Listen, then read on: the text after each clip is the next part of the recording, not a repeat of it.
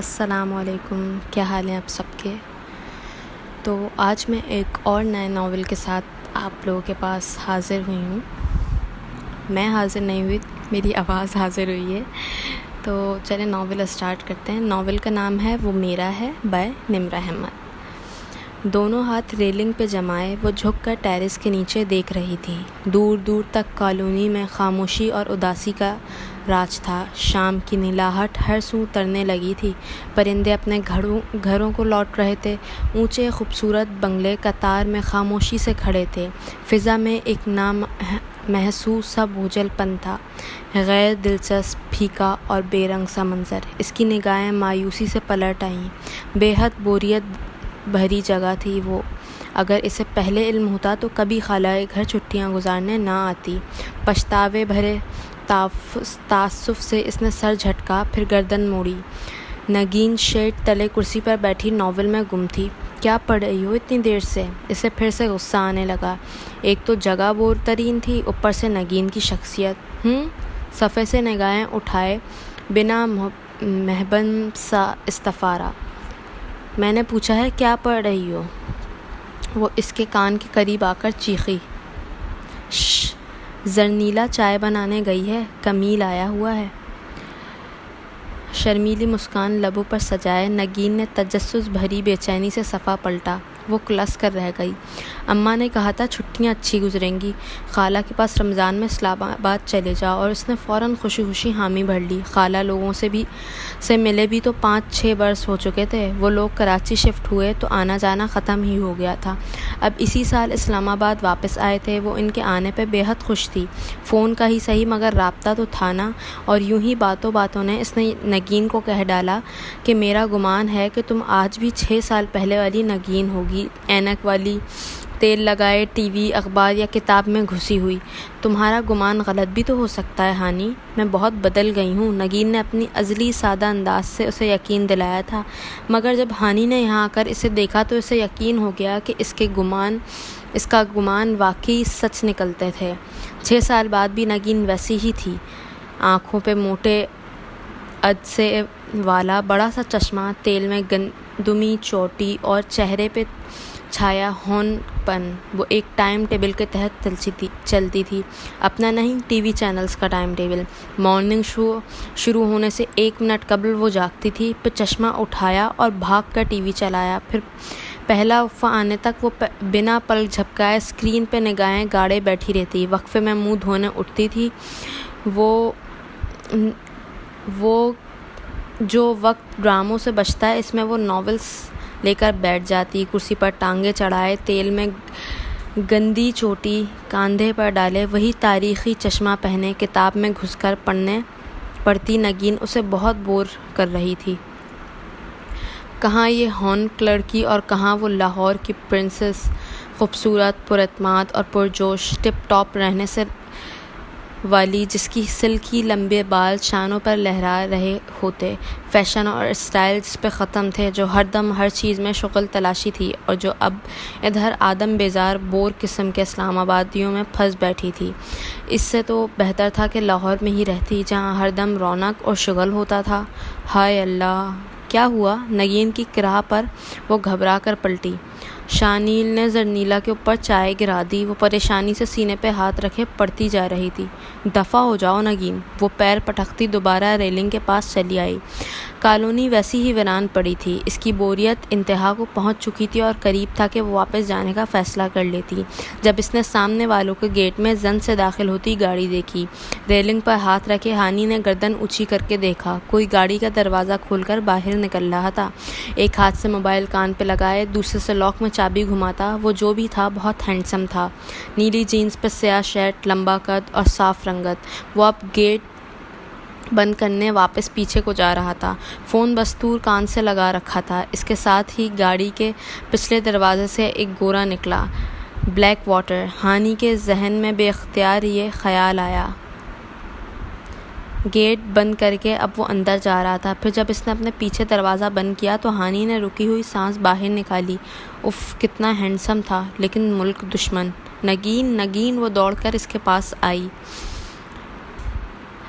آپس واپس جانے کے سارے پروگرام بھول گئے تھے۔ تم نے اسے دیکھا؟ کسے؟ وہ جو C5 میں رہتا ہے۔ ہاں دیکھا ہے۔ نگین کا چہرہ ہنوز کتاب پہ جھکا تھا۔ اچھا، کون ہے؟ وہ خوشی بھرے تجسس سے اس سے قریب ہوئی۔ کیسا ہے؟ نگین نے لمحے بھر کو ناول سے سر اٹھایا، پھر ٹھہر ٹھہر کر بتانے لگی۔ بڑا پیارا ہے، سفید رنگت، سلکی بال، بھوری آنکھیں، اونچا قد، مضبوط جسامت اور یہ لمبی سی دم۔ دم؟ وہ آنکھیں موندے جو کسی حسین تصور میں کھوئی تھی جھٹکے سے سیدھی ہوئی۔ اس کی دم بھی ہے؟ ہر کتے کی دم ہوتی ہے یعنی؟ کتا؟ کون سا کتا؟ وہ جو سامنے والوں کا ہے۔ ابے میں کتے کی نہیں، اس کے مالک کی بات کر رہی ہوں۔ اوہ اچھا۔ نگین جواب دیتے ہوئے پھر سے پڑھنے لگی۔ وہ کوئی نیا کرایہ دار ہے، ابھی ہفتہ بھر پہلے شفٹ ہوا ہے۔ وہ سفید جرمن شیفرڈ اسی کا ہے نا؟ سنا ہے انگلینڈ سے آیا ہے، کتا بھی ساتھ لایا ہے۔ چلو پھر اس کے گھر چلتے ہیں۔ وہ کچھ سوچ کر اٹھی۔ نگین نے پہلی دفعہ ناول سے چہرہ اٹھا کر حیرانی سے اسے دیکھا۔ مگر کیوں؟ یہ تم بتاؤ، تمہارے ناول کی ہیروئن ہیرو سے کیسے ملی تھی؟ وہ زرنیلا کمیل کے گھر بریانی دینے گئی تھی۔ بس ہم بھی اس کے گھر بریانی دے کر آتے ہیں، چلو۔ مگر ہانی، جب زرنیلا گئی تو آگے سے بھاڑ میں گئی تمہاری زرنیلا۔ اس نے غصے سے ناول کھینچا اور بنا دیکھے پیچھے پھینکا۔ سیڑھیوں سے چھوٹو کپڑے کی گٹھڑیاں اٹھائے آ رہا تھا۔ ناول اس کے سر پہ لگا۔ وہ ایک چیخ کے ساتھ گٹھڑیوں سمیت پیچھے گرا۔ تمہارا ناول تو چیختا بھی ہے۔ ہانی حیرت سے مڑی۔ سامنے کوئی نہیں تھا مگر نگین دیکھ چکی تھی۔ میرا ناول؟ وہ سیڑھیوں کی جانب دوڑی۔ رکو تو، وہ پیچھے لپکی۔ سیڑھیوں پہ تینوں گٹھڑیاں اوپر نیچے پڑی تھیں۔ نگین ان کے درمیان ہاتھ مار رہی تھی۔ مر گیا یا بچ گیا؟ بچ گیا۔ اس نے خوشی خوشی کہیں سے کتاب نکال کر کھینچی۔ اوہ ماردتا ہے باجی۔ چھوٹو کہیں اندر کرا رہا تھا۔ 12 سالہ کام والا لڑکا۔ اس ڈرامے بازیوں سے وہ اچھی طرح واقف تھی۔ سو نگین نے جھک کر اس کی نبض چیک کی۔ زندہ ہے یہ؟ اور ہانی اسے ہاتھ سے کھینچ کر نیچے لے آئی۔ لاؤنج کے اس طرف کچن تھا۔ کھلے دروازے سے خالہ چولہے کے پاس کام کرتی دکھائی دے رہی تھی۔ خالہ؟ وہ بہت خوشگوار مون میں انہیں پکارتے ہوئے اندر آئی۔ بڑی خوشبو آ رہی ہے۔ کیا پکا رہی ہیں؟ کریلے۔ کریلے؟ اس کی مسکراہٹ غائب ہو گئی۔ حلق تک کڑوا ہو گیا۔ پھر فریج پر نظر پڑی تو ذرا امید بندی۔ خالہ کل کا کون سا سالن رکھا ہوگا؟ ٹینڈے بینگن۔ وہ مصروف سی ہانڈی میں چمچ ہلا رہی تھی۔ اب بھلا ٹینڈوں میں بینگن ڈال کر کون کھاتا تھا سوائے خالہ کے؟ ٹینڈے رکھے تھے تو آج کریلے نہ بناتے، ہم وہی کھا لیتے۔ وہ بڑبڑاتی ہوئی فریج کا جائزہ لینے لگی مگر خالہ کے کان بہت تیز تھے۔ اللہ بخشے میرے سر مرحوم کو، وہ کہا کرتے تھے جس گھر میں روز چولہا جلے وہی گھر بستا ہے۔ سوئی گیس کے محکمے میں تو نہیں تھے آپ کے سر سسر؟ کیا کہا؟ کچھ نہیں امی، آپ یہ بتائیں کوئی سویٹ ڈش رکھی ہے؟ نگین کی پہلی سمجھداری کی بات پر ہانی نے حیرت سے اسے دیکھا تو وہ ذرا سی شرمائی۔ وہ زونیا بریانی کے ساتھ کھیر بھی لے کر گئی تھی نا، سرگوشی میں بتایا۔ ادھر خالہ شروع ہو چکی تھی۔ سویٹ ڈش کہاں سے آتی، صبح سے چینی ختم ہو گئی ہے۔ اللہ بخشے میرے سسر مرحوم کو، وہ کہا کرتے تھے جس گھر میں چینی نہ ہو وہ گھر، اور وہ نگین کو ہاتھ سے پکڑ کر باہر کھینچ لائی۔ چینی ختم ہے نا، بس ہم اس سے چینی مانگنے جاتے ہیں۔ ہائے اللہ، ہم کون مانگنے والیاں ہیں؟ اوہو، چینی مانگنے سے کیا ہوتا ہے؟ وہ اسے زبردستی لاؤنج تک اپنے ساتھ لائی، پھر پلٹ کر دیکھا۔ وہاں ایک کونے میں صوفے کے اوپر نیچے دائیں بائیں ہر طرف کتابوں کے ڈھیر لگے تھے۔ ایک چوڑی سی انسائکلوپیڈیا ٹائپ کی کتاب کھلی کھڑی تھی۔ دو ہاتھوں سے اسے تھام رکھا تھا۔ تھامنے والے کا چہرہ کتاب کے پیچھے چھپا تھا۔ سنی، اگر خالہ ہمارا پوچھیں تو کہنا ہانی اور نگین سامنے والوں سے چینی مانگنے گئی ہیں۔ اس نے کھلی کتاب کو آواز لگائی۔ کتاب ذرا نیچے ہوئی اور پیچھے چھپا چہرہ اوپر نکلا۔ 13 سالہ سنی،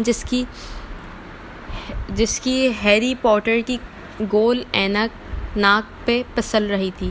چینی؟ اس نے انگلی سے ناک پہ گرتی اینک پیچھے کی۔ کیا آپ جانتی ہیں کہ چینی گنے کے رس سے بنتی ہے اور اس کی کمی سے دماغ کے سیل مرنے لگتے ہیں؟ اوہو، وہ تنک کر واپس پلٹی۔ ایک سے ایک نمونہ پڑا تھا خالہ کے گھر میں۔ لاہور سے ادھر آ رہی تھی تو سہیلیاں کہہ رہی تھی کہ خالہ کے کسی ہینڈسم بیٹے سے منگنی کروا کے آنا۔ اب ان کو کیا بتاؤں کہ خالہ کے بچے 2 ہی اچھے، اور اتنے اچھے کہ اپنے کسی کام کے نہیں رہے۔ خالہ بھی خالو بھی خالہ کے سسر کی طرح مرحوم ہو چکے تھے اور پیچھے عجیب تکوان چھوڑ گئے تھے۔ اس نے کتے والے کی بیل بجائی، پھر ایک ہاتھ سے کھلے بال سنوارے، دوسرے ہاتھ نے ابھی تک نگین کا ہاتھ دبوچا ہوا تھا، جو بے حد ڈری سہمی گھبرائی سی ادھر ادھر دیکھ رہی تھی۔ تم کیوں پریشان ہو ہانی؟ اگر اس نے ہمیں ڈانٹ دیا تو ہم فوراً سے گر کر فوت ہو جائیں گے، ٹھیک ہے؟ ڈوب مرو نگین، بندہ ہی ہے، کتا نہیں ہے کہ کھا جائے گا۔ اور اسی پل کتے کے زور سے بھونکنے کی آواز آئی۔ وہ ڈر کر پیچھے ہٹی۔ Romeo be quiet. کوئی برآمدے کے دروازے سے نکلتے ہوئے کتے کو نرمی سے ڈانٹ رہا تھا۔ بھونکنے کی آواز فوراً رک گئی۔ واہ، کتا تو بڑا رومانٹک رکھا ہے جناب نے۔ رومیو، اس نے بے ساختہ سر ہلایا۔ قدموں کی آواز قریب آئی اور گیٹ کا ہک ہٹا، پھر دروازہ اندر کو کھلا۔ فرمائیے۔ وہ اکھڑے تیور لیے سامنے ہوا۔ نگین اس کی کوہنی پکڑے بالکل اس کے پیچھے جا چھپی۔ السلام علیکم، ہم سامنے والے گھر میں رہتے ہیں۔ پھر وہ دراصل آپ شاید نئے آئے ہیں۔ آپ ہانی نے رک کر سوالیہ آبرو اٹھائی۔ میں فرحاد ہوں۔ اور میں شیریں، بے ساختہ لبوں سے پسلا۔ جی؟ وہ شیرہ بنانا ہے، چینی چاہیے تھی۔ وہ ہڑبڑا کر سنبھلی۔ شیرہ چینی سے بنتا ہے یا گڑ سے؟ نگین نے پیچھے سے سرگوشی کی۔ اس نے چہرے پہ مسکراہٹ سجائے زور سے اپنا جوتا نگین پہ پاؤں پہ رکھا۔ جواباً وہ دبی سی سسکی۔ سوری، میرے پاس چینی نہیں ہے، خشک لہجے میں کہتا گیٹ بند کرنے لگا۔ مگر کیوں؟ لگتے تو آپ خاصے ویل آف ہیں۔ محترمہ، میں میٹھا نہیں کھاتا۔ تو چائے میں کیا ڈالتے ہیں؟ کینڈرل۔ وہ دانت پیس کر ضبط سے بولا۔ سامنے کونے پر اسٹور ہے، وہاں سے چینی مل جائے گی، اور ساتھ میں اخلاقیات کی کوئی کتاب بھی۔ اور کھٹ سے دروازہ بند کر دیا، پھر زور سے کنڈی چڑھائی۔ کتا پھر سے بھونکنے لگا۔ واہ، خود فرحاد کتا رومیو، مگر رومانس ذرا سا چھو کر نہیں گزرا۔ جہنم میں جائے میری طرف سے۔ وہ خفت چھپانے کو زور سے بڑبڑاتی واپس پلٹی۔ میں تمہیں بتانے ہی لگی تھی ہانی، مگر تم نے نہیں سنا۔ کیا؟ نگین کی شرمندہ آواز پہ وہ چونکی۔ یہی کہ جب زرنیلا بریانی لے کر گئی تھی تو کمیل نے بھی یہی کہا تھا۔ نگین نے بے بسی سے سر جھکایا۔ وہ پیر پٹک کر آگے بڑھ گئی۔ اس نے الماری کا پٹ کھولا۔ سامنے ہی ایک استری شدہ نیا ریڈی میڈ جوڑا لٹکا ہوا تھا، جدید تراش خراش کا خوبصورت جوڑا۔ ہانی نے حیرت سے پلٹ کر نگین کو دیکھا، جو چہرے کے سامنے کتاب کیے آرام دہ کرسی پہ جھول رہی تھی۔ اس وقت اس نے سستی سی لون کا پینڈو سا جوڑا زیبتن کیا رکھا تھا۔ یہ جوڑا کس کا ہے؟ میرا، بنا سر اٹھائے جواب ملا۔ کون لایا تھا؟ اسے یقین نہ تھا کہ نگین کی پسند اتنی زبردست ہو سکتی ہے۔ امی۔ تو پہنتی کیوں نہیں ہو؟ خالہ رشیدہ نے بتایا تھا کہ اس پہ سایہ ہے۔ کیا؟ اس نے گھبرا کر الماری بند کی اور دونوں ہاتھ جھاڑے، پھر ایک دم ٹھٹک کر پلٹی۔ یہ خالہ رشیدہ کون ہے؟ پتہ نہیں۔ کتاب پہ سر جھکائے نگین نے شانے اچکائے۔ تو تمہیں کہاں ملی؟ خواب میں نے دیکھا کہ ایک بوڑھی خاتون میرے پاس آئیں اور انہوں نے بتایا کہ ان کا نام خالہ رشیدہ ہے، اور یہ کہ ان سارے کپڑوں پہ سایہ ہے، سو ان کو میں نہ پہنا کروں، اس لیے میں نہیں پہنتی۔ بالکل بدو ہو تم۔ وہ جارحانہ انداز میں الماری کی طرف بڑھی، پھر رک گئی۔ کیا پتہ واقعی ان پہ سایہ ہو، ورنہ خالہ رشیدہ کو کیا شوق تھا نگین کے خواب میں آنے کا۔ وہ آہستہ سے الماری سے پرے کھسک آئی۔ سنو نگین، چند لمحے بعد اس نے اسے پکارا، تمہارے پڑوسی کے پاس چلتے ہیں۔ پھر اب کیا بہانہ کریں گے؟ تمہاری رنگیلا نے اگلا بہانہ کیا کیا تھا؟ زرنیلا۔ نگین نے برا مان کر اسے دیکھا۔ جو بھی ہے، ابھی تو مجھے بس فرحاد کا نام یاد ہے۔ وہ چت بیڈ پہ گر گئی۔ بڑا شاندار بندہ ہے، اس کے ساتھ یہ چھٹیاں بہت اچھی گزریں گی۔ سنو، وہ پھر جوش سے اٹھ کر اس کے پاس بیٹھی، تمہیں اس کے ساتھ سیٹ نہ کرا دوں؟ توبہ کرو ہانی، کیسی بات کرتی ہو؟ وہ اکیلا بندہ پتہ نہیں کون ہے، اور تم؟ سرخ پڑتے چہرے کے آگے اس نے کتاب کر لی۔ اکیلا؟ ہانی نے جیسے کچھ سمجھ کر سر ہلایا۔ وہ اکیلا کیوں رہتا ہے؟ لپک کر کھڑکی کی طرف آئی، پردہ ہٹایا تو سامنے اس کا ٹیرس دکھائی دے رہا تھا۔ اس کو اپنے شکوک صحیح ہوتے نظر آئے۔ ایک اکیلے بندے کو اتنا بڑا گھر کرائے پہ لینے کی کیوں ضرورت تھی؟ صرف ایک پورشن کیوں نہیں لیا اس نے؟ وہ آنکھیں سکیڑے اس کے ٹیرس کو دیکھ رہی تھی۔ مجھے کیوں گمان ہو رہا ہے نگین کہ ضرور کوئی بات ہے، ورنہ اتنا بڑا گھر لے کر کیوں رہتا؟ اس نے اس دن ہمیں چینی بھی نہیں دی کہ کہیں ہم اس کے گھر کے اندر نہ آ جائیں۔ کہیں کوئی گڑبڑ ضرور ہے۔ تم سن رہی ہو نا؟ ہاں، نگین نے گھبرا کر کتاب سے سر اٹھایا۔ تم کہہ رہی ہو کہ اس کی چینی میں گڑبڑ ہے؟ نہیں، گڑبڑ تمہارے دماغ میں ہے۔ اچھا چلو، آج سنی کے پاس ہونے کی خوشی میں جو خالہ نے کھیر بنائی ہے وہ اسے دے کر آتے ہیں۔ مگر اماں نے تو اس لیے بنائی ہے کہ دودھ بچا پڑا تھا، اور اسے کیا پتا کس لیے بنائی ہے، بس چلو۔ وہ تیزی سے بالوں میں برش کر رہی تھی۔ سنگار میز کے آئینے میں اس کا عکس نمایاں تھا، کھلتے ہوئے گلابی رنگ کی چوڑی دار آستینوں والا لمبا فراک اور پاجامہ پہنے، سلکی بال، آنکھوں میں کاجل لگائے بہت اچھی لگ رہی تھی۔ اپنی تیاری سے مطمئن ہو کر پلٹی تو نگین ادھر نہیں تھی۔ یہ کدھر گئی؟ وہ سیڑھیاں اتر کر نیچے آئی تو لاؤنج میں وہ اینڈ ٹی وی کے سامنے بیٹھی تھی، بنا نگاہیں جھپکے وہ اسکرین کو دیکھ رہی تھی۔ ہانی نے گھڑی دیکھی، 8 بج گئے تھے۔ اب نگین سے کچھ کہنا بیکار تھا۔ کونے میں کتابوں کے ڈھیر میں سنی کا سر دکھائی دے رہا تھا۔ اسے یکدم ایک خیال آیا، سنی تم کتنے اچھے ہو، وہ خوش دلی سے کہتی اس کے ساتھ آ کر بیٹھ گئی۔ سنی نے سر اونچا کیا، پھر مشکوک نظروں سے اسے دیکھتے ہوئے انگلی سے ناک پہ پسلتی اینک پیچھے کی۔ سنی مجھے لگ رہا ہے آج بارش ہوگی، ہے نا؟ مجھے بھی ایسا ہی لگ رہا ہے۔ اس نے بغور ہانی کی بے تکلف مسکراہٹ کو دیکھا۔ عموماً وہ ہر وقت جلی بھنی رہتی تھی۔ مجھے بارشیں بہت پسند ہیں۔ اس نے مزید بے تکلفی بڑھانا چاہی۔ کیا آپ جانتی ہیں کہ ہر سنڈے پورے کرۂ ارض پہ جتنی مقدار میں بارش ہوتی ہے اتنا ہی پانی ہر سیکنڈ میں زمین پر سے بخارات بن کر اڑ جاتا ہے۔ وہ پیر پٹک کر کھڑی ہوئی، سارا دوستانہ پن ہوا ہو گیا تھا۔ سوچا تھا کہ اسے فرحات کے گھر اپنے ساتھ لے جائے گی، مگر اس گھر میں کوئی نارمل نہیں تھا۔ خالہ پوچھے تو بتا دینا میں ذرا پڑوس میں جا رہی ہوں۔ سنی نے شانے اچکایا اور پھر کتاب چہرے کے سامنے کر لی۔